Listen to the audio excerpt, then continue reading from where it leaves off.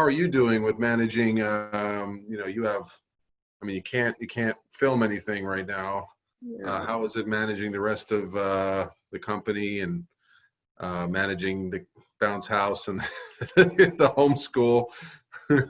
It's hard. It's really hard. I think I'm a very type A person, and I was like, okay, so the first week I had like a full schedule. I made a schedule, like every hour was, planned out, and this is what we're gonna do. And at this point, we're gonna touch in, base with people, and I don't want to stop having meetings. I wanted to just like sort of go as if the world was still spinning.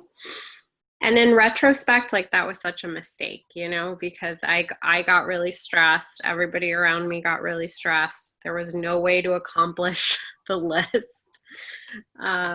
And so then I think just sort of took a step back and was like, okay, my most important job right now is just to be a mom. So like just to be a mom, I'm going to take that like a couple days at a time and sort of like figure out what's my new routine going to be with my kids. I sort of figured that out, and like, wow, my business didn't crumble. Like people didn't go away. It really was a big lesson for me about just sort of like taking time. And so then as the weeks went on, I started saying, okay, well, like now what can I do? Right. So what I can do is read a lot of scripts.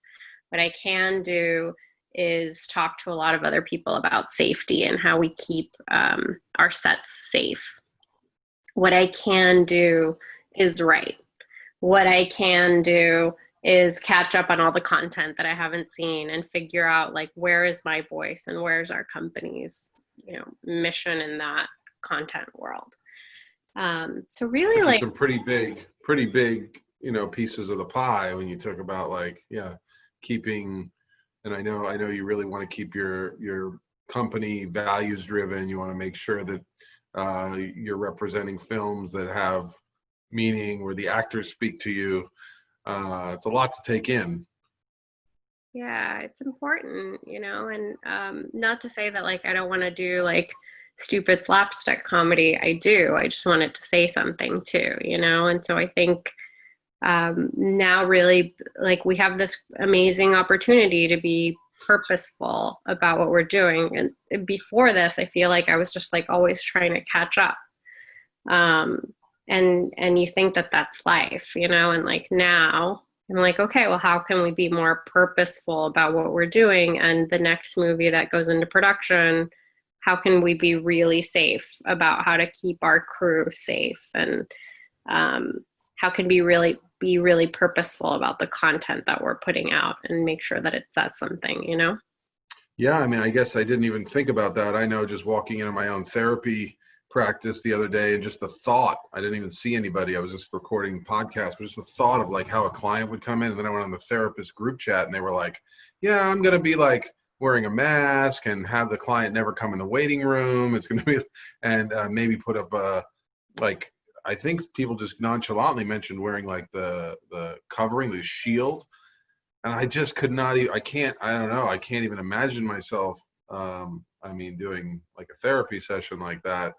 But, in your industry where people are touching equipment and coming so close, yeah, how do you even begin to think about like social distancing? And I put together, there were a lot of different documents that have been like floating around the internet that different studios and producers have put together. And some of them are like, we're going to quarantine everyone the whole time. And you're like, well, that sounds great, except for so-and-so prop master watches his elderly mother. And so-and-so has like 4 kids and is a single mom. And, like it really doesn't take into account like people's life. And so I put together with the help of maybe a few dozen crew members, something that we thought was really helpful. And it includes things like, some things are sort of counterintuitive, right? Like you think, well, we'll just have less people work on set. Well, less people means like more people are touching things that they wouldn't normally be touching. And so maybe that causes more cross-contamination. So now we're thinking, well, maybe longer prep periods. Some departments will have like more shoppers or food stylists or things that you wouldn't normally have on like a small independent feature. but then we'll make sacrifices in other places, you know? So I think you just have to talk to people and be like, look, this is what I'm comfortable with. What are you comfortable with? Like, let's see if we can find a medium. And if not, maybe like we're not the right fit for this project, but we will be. Right. Yeah, the narrative has changed. The discussions between people about what feels safe. You know, doing a teletherapy session, some people were feeling initially like, oh, that's not human, it's not connected. But if somebody has an autoimmune disease and they're compromised, maybe it's more sensitive now. So the whole frame is really changing. Yeah. So it'll be interesting how that like becomes about when you're casting or what the location is and how to maintain that. We have to like lean into it too, you know, like if we want to work, this is the new reality, and no amount of like complaining about it is gonna change that. So I think like we just have to have a big complain session, get it all out, and then say, okay, but now what are the practical things that we're gonna do in each department? And I think like each department is the best suited to tell you how their department's gonna work. And so them putting together their own guidelines, working with the producers to approve them, I think is gonna be the most effective.